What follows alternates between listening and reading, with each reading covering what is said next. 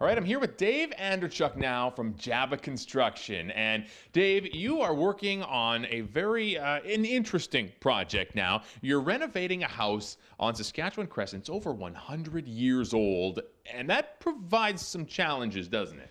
Actually, when you get into houses like this, there's lots of challenges. Yeah. So what have you encountered then? As you're trying to just renovate the upper floor here, but there's stuff that you don't expect when you get into a job on a house this old, eh? When you get into a house like this, you have to realize that the wiring that is in the existing house, some of it's alive and some of it isn't. Right. So you have to take into all that, I guess, how would I say it? Take into account that it is all alive. So you got to be very careful when Right. you're working in these old houses.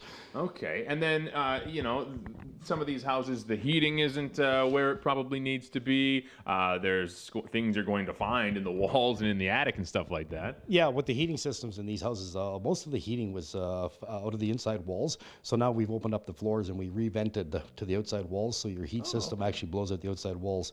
In this house here, we ran into some hazardous products in the attic. So we had to hire a company to come in and vacuum it all out and dispose of the product. So, Okay, now this is a repeat customer of yours. You've done some work with this client before, so that's pretty good that he's called you back. He must have liked the work you did before. yeah, previous projects that we've done here were a bathroom in the basement, and then I put in a full addition on the back of his house years ago. All right, so for a 100-year-old house, a decade or how many ever years ago, in addition to that must have been quite the adventure as well. It was quite interesting. When we opened it up, actually, they've been really good people. And what you find when you do these, the cost now compared to when we first started doing renos are just phenomenal. There's a big difference right now.